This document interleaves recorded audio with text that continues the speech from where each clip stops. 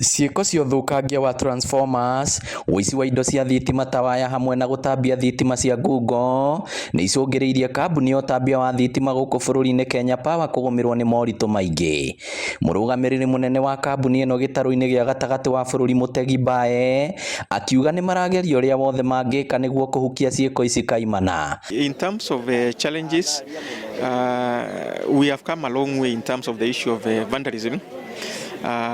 It is still a challenge to us. Abitha ũyũ akuruhanĩtie mĩtino mĩingĩ ya mĩaki na gũtambio gwa thitima na njĩra ya ngungo, akĩũria mũingĩ gwĩthema kaimana amu nĩ ũgwati mũnene. We know the dangers of substandard connections. One of them is you have houses burning. If your connection is not done in the right way, there is no one to take responsibility in terms of, for example, the insurance cover. Some of these lines that are done using substandard materials also they keep on coming down. Nĩ rĩtana rĩhinyĩrĩirio nĩ mũrũgamĩrĩri wa kambuni ĩno ya Kenya Power kaunti-inĩ ya Murang'a Francis Memia.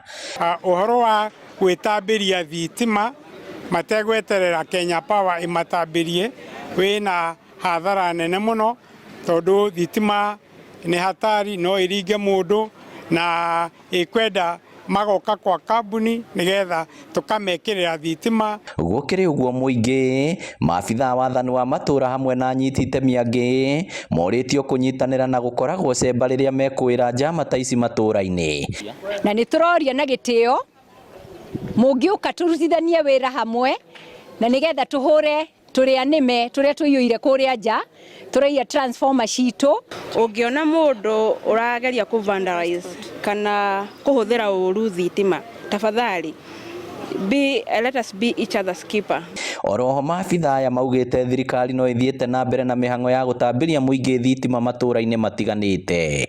Ngĩribotera Inooro TV kuma kaunti ya Murang'a, rĩtwa rĩakwa nĩ Victor Kĩnuthia.